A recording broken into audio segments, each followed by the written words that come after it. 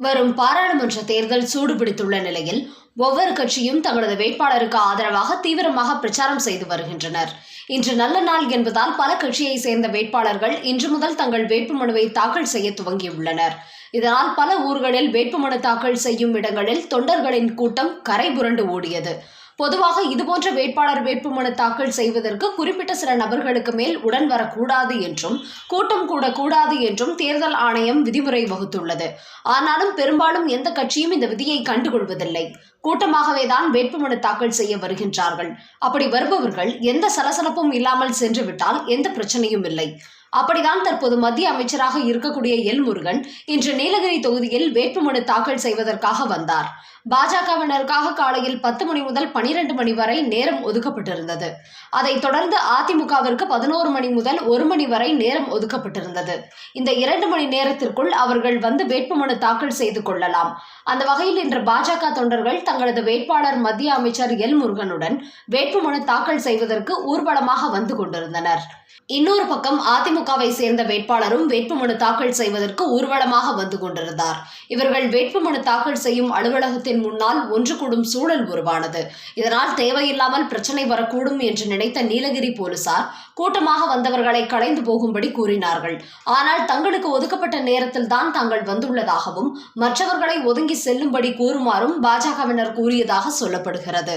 இதனைத் தொடர்ந்து நீலகிரி எஸ்பி உத்தரவின் பெயரில் பாஜக தொண்டர்கள் மீது தடியடி நடத்தி அவர்களை கலைந்து செல்ல நடவடிக்கை எடுக்கப்பட்டது.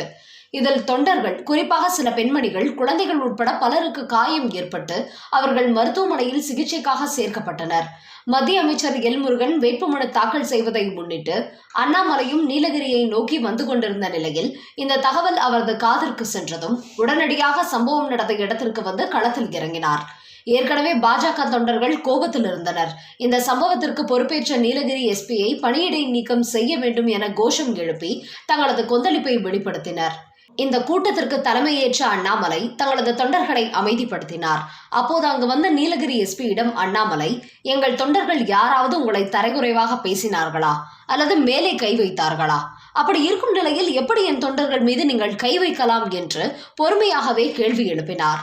அதனைத் தொடர்ந்து பதிலளித்த நீலகிரி எஸ்பி தான் வேண்டுமென்று உள்நோக்கத்துடன் இப்படி செய்யவில்லை என்றும் அதிமுகவினும் பாஜகவினரும் ஒரே இடத்தில் ஒன்று கூடினால் தேவையில்லாத அசம்பாவிதம் ஏற்படலாம் என்பதற்காக தான் கூட்டத்தை கலைக்க தடியடி நடத்த உத்தரவிட்டதாகவும் இது எதிர்பாராத விதமாக நடந்ததே தவிர திட்டமிட்டது இல்லை என்றும் இதற்காக தான் மன்னிப்பு கேட்டுக்கொள்கிறேன் என்றும் அண்ணாமலையிடம் தாழ்மையாக கேட்டுக்கொண்டார். இதனைத் தொடர்ந்து தொண்டர்களிடம் பேசிய அண்ணாமலை, நம் கட்சியை பொறுத்தவரை எந்த ஒரு போலீஸ்காரர்களுக்கும் தலையுணைவை ஏற்படுத்திவிடக்கூடாது. மற்ற கட்சிகளில் அதுபோல்தான் நடத்துகிறார்கள். ஆனால் நாம் காவல்துறையினரை மிகவும் கண்ணியமாக நடத்த வேண்டும். தெரியாமல் நடந்துவிட்ட சம்பவம் என்று எஸ்பியே தானாக முன்வந்து இதற்காக மன்னிப்பு கேட்டுள்ளார். நாம் இன்று இந்த போலீசாருக்கு எதிராக தேவையில்லாமல் ஏதாவது கலாட்டா செய்தால் நாளை பொதுமக்கள் மத்தியில் அவர்கள் எப்படி தலை நிமிர்ந்து நடப்பார்கள்? அவர்களை கண்டால் ரவுடிகள் எப்படி பயப்படுவார்கள்? எனவே இதை பெரிதுபடுத்தாமல் தொண்டர்கள் அமைதியாக கலைந்து செல்லுங்கள். தடியடியால் காயம்பட்டவர்களுக்கு உரிய சிகிச்சை தரப்பட்டு வருகிறது. அவர்களை கண்காணிக்கும் பொறுப்பை நானும் முருகன் அண்ணனும் ஏற்றுக்கொள்கிறோம் என்று கூறி மலை போல் வந்த பிரச்சனையை தனது சாதுரியமான பெருந்தன்மையான அணுகுமுறையால் ஒன்றுமில்லாமல் செய்துவிட்டார் அண்ணாமலை. அந்த பகுதியில் இதை வேடிக்கை பார்த்து வந்த அங்கிருந்த மக்கள் பலரும் இதுவே வேறு கட்சி என்றால் போலீசுக்கு எதிராக கோஷமிட்டு போலீசார் மீது பதிலுக்கு தாக்குதல் நடத்தியிருப்பார்கள். போலீசார் பதவி விலகும் வரை போராட்டம் நடத்திருக்கும், கடைகளை உடைத்திருப்பார்கள். ஆனால் அண்ணாமலை ஒரு முன்னாள் போலீஸ் அதிகாரி என்பதால் காவல்துறைக்கு இருக்கும் நிர்பந்தங்களையும் அழுத்தங்களையும் மனதில் கொண்டு 2 தரப்பினருக்கும் கசப்பு ஏற்படாதவாறு இந்த பிரச்சனையை அழகாக கையாண்டுள்ளார்.